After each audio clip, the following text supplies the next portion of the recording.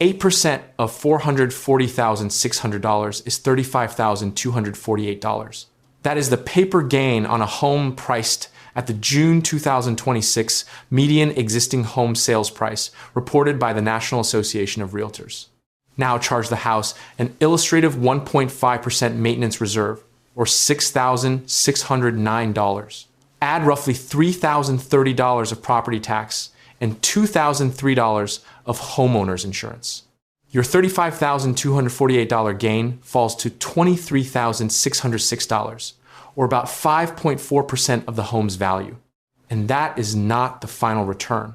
Financing, transaction costs, inflation, taxes, and the value of living there are still missing. Yet leverage makes the first number look even better. Put 20% down, and your starting equity is $88,120. A $35,248 price gain equals 40% of that down payment leans in. That sounds fantastic until the lever rotates in the other direction. A 20% price decline is also $88,120. Before principal paydown and selling costs, that decline can consume your entire initial equity. So your house did not automatically return 8%. It might have returned less. Your equity might have returned more. And if you measure the wrong cash flows against the wrong denominator, you can produce almost any answer you want. To get a number you can honestly enter in a retirement plan, keep 3 lines in the same ledger. The first holds the property's market value and gross price gain. The second holds every dollar that ownership either consumed or provided. The third holds your equity, your annualized IRR, and the amount exposed to a change in the home's price. That separation matters because market value is not spendable profit. You can have $475,848 displayed on a real estate website after an 8% increase, while the mortgage, selling expenses, and your need for another place to live are still waiting behind the number. Start with the recurring costs. The $3,030 of property tax and $2,003 of insurance come from a 2025 Zillow and Thumbtack national analysis.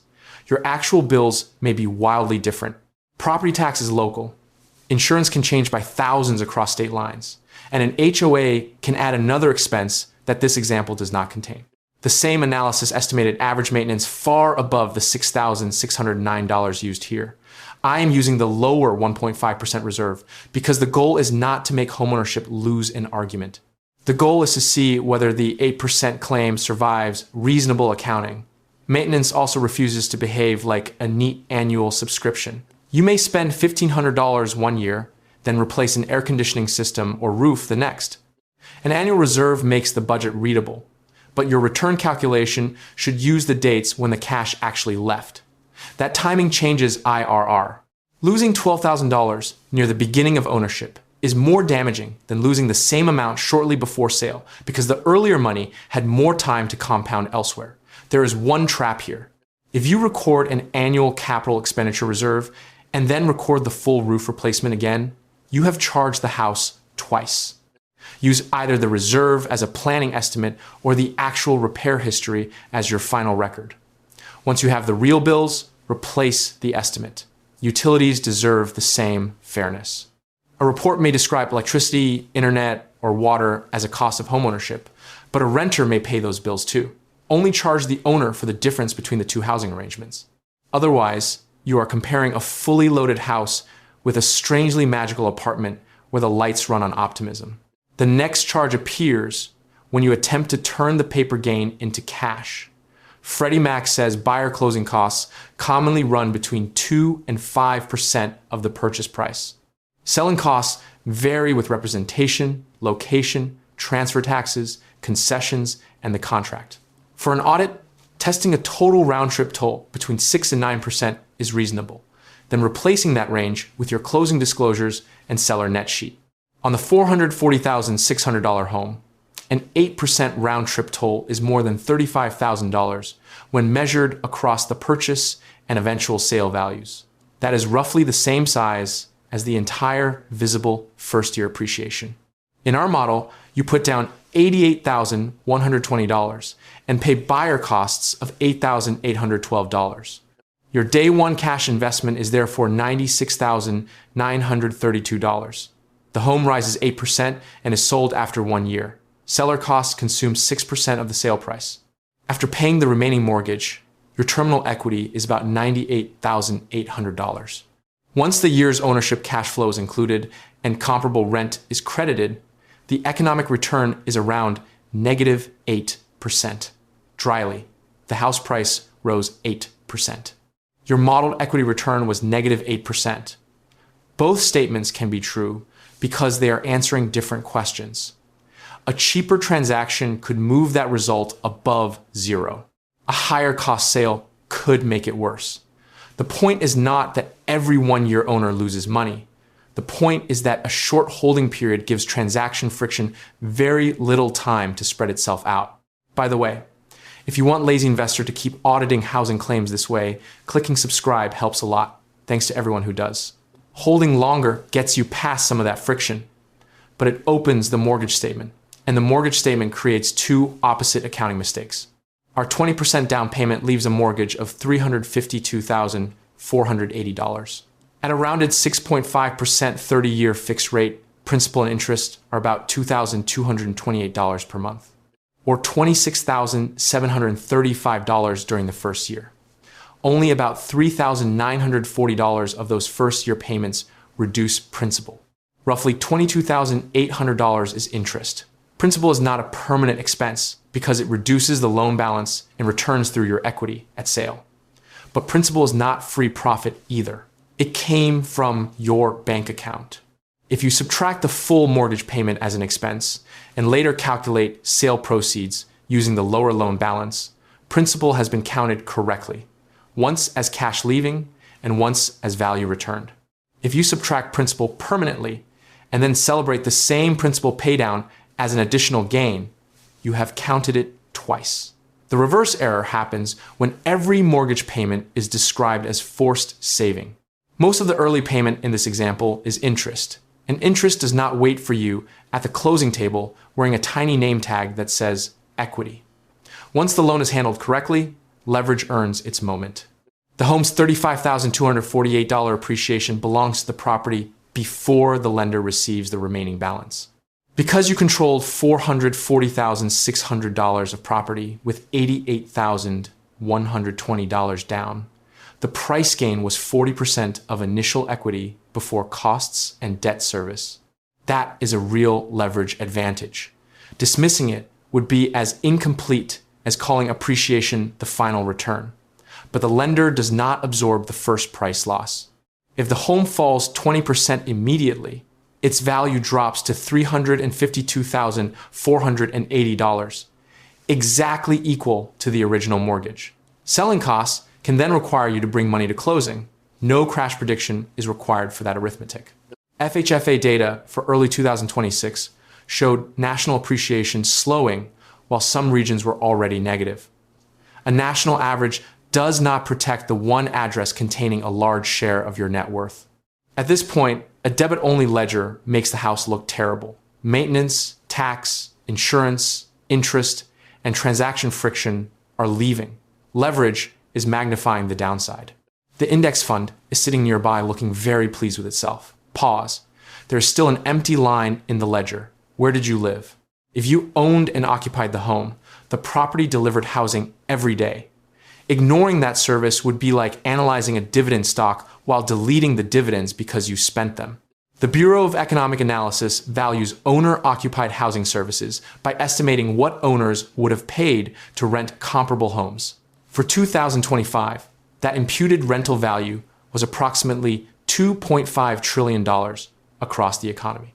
That does not mean $2.5 trillion appeared in homeowners' checking accounts. It means shelter is an economically valuable service even when you provide it to yourself. For your own calculation, forget the national total and find the monthly rent for a genuinely comparable property. Comparable means similar location, size, condition, school access, parking, and amenities. The rent on a 2-bedroom apartment is not the correct credit for a detached 4-bedroom home. And the luxury listing sitting vacant for 6 months is not evidence of market rent. Use $2,400 per month for our representative home. The annual housing service credit becomes $28,800. You consume that service rather than receiving cash, but it represents an expense the renting version of you would have paid. This changes what the audit means. We are no longer subtracting bills from homeowners until stocks win. We are measuring the complete economic result: appreciation, financing, operating costs, transaction friction, and the shelter delivered while you owned the asset. Now the IRR timeline becomes manageable. At purchase, enter negative $96,932, the down payment plus buyer closing costs. During each year, enter the full mortgage payments, property tax, insurance, maintenance, and actual capital expenditures as negative cash flows. For the economic return calculation, credit the comparable rent avoided. If the owner pays a cost that the renter would also pay, include only the difference. At sale, enter the sale price, subtract seller transaction costs, and subtract the remaining mortgage balance. Those are your terminal proceeds. Put the actual dates beside those cash flows and use the XIRR function in a spreadsheet. You do not need an elaborate real estate calculator. The signs and dates do the work. Cash leaving you is negative. Cash returning to you is positive. Run two versions. The cash-only homeowner return excludes the rent credit and tells you what happened to your spendable dollars. The economic homeowner return includes the housing service and tells you whether owning compensated you for the alternative rent. Do not blend the two and call the result cash profit. Imputed rent is consumed value. It can make ownership economically worthwhile without adding money to your brokerage account. Holding period now becomes decisive. In the model, ownership costs and comparable rent rise 3% annually while the mortgage payment stays fixed. If the house appreciates 8% per year for 5 years, it reaches roughly $647,400. After 6% seller costs and the remaining loan, terminal proceeds are about $278,600. The economic owner equity IRR is approximately 17.5%. That is higher than the home's 8% annual appreciation because leverage worked, the holding period diluted the transaction toll, and comparable rent became part of the return. Change appreciation to the longer run FHFA pace of about 4.25%, and the 5-year sale value becomes roughly $542,500. Terminal proceeds fall to about $180,000, and the economic IRR falls to approximately 6.3%. Stretch that same 4.25% appreciation path to 10 years, and the modeled economic IRR rises to about 8.5%. The transaction toll is now spread across a decade. More principal has been paid, and the fixed mortgage payment has become less expensive relative to rising comparable rent. Same house, same appreciation assumption, different holding period, different return. Tax treatment can widen the difference. Under Section 121, an eligible homeowner may exclude up to $250,000 of gain or up to $500,000 for many married couples filing jointly. The central ownership and use test generally requires the home to have been owned and used as a main residence for at least 2 of the 5 years before sale. That benefit is conditional, and state treatment can differ. Investment account type and stock taxes also matter. A taxable brokerage account, a Roth account, and a traditional retirement account do not produce the same after-tax result. By the way, subscribing is a small click that helps Lazy Investor a lot, so thank you if you choose to do it. The stock comparison now needs the same discipline. You cannot compare home appreciation with the S&P 500's total return. Stock total return includes dividends. Home appreciation excludes housing service. You also cannot invest the down payment in stocks while pretending the renter lives for free. The renter index lane begins with the same $96,932 that the owner used for the down payment and buyer costs. The renter then pays comparable rent and invests the difference whenever renting costs less than owning. In our 5-year model, that initial cash and the annual ownership cost differences grow to about $208,700 if the index earns 10% annually with dividends reinvested. 10% is a rounded historical benchmark, not a promise about the next 5 years. If the index earns 7%, the account ends near $185,300. Now compare those balances with the owner's terminal proceeds. At 8% annual home appreciation, the owner finishes near $278,600 and leads this 5-year model. At 4.25% appreciation, the owner finishes near $180,000. The 10% index path leads, while the 7% index path lands close. At 1.7% annual appreciation, the home reaches about $479,300 after 5 years. Terminal proceeds are roughly $120,600, and the economic owner, IRR, is approximately negative 3.5%. That 1.7% scenario matters because it matches FHFA's year-over-year national appreciation in the first quarter of 2026. It is not a forecast for your next 5 years. It shows how expensive financing and weak price growth can overwhelm a positive increase in the home's value. The 2026 environment makes the assumptions unusually important. The National Association of Realtors reported the June median price rising 1.8% from a year earlier. Freddie Mac's average 30-year mortgage rate reached 6.66% in late July. And a Realtor.com analysis from March found that buying a starter home costs an average of about $920 more per month than renting across the 50 largest metros. That monthly gap is not automatically a vote for renting.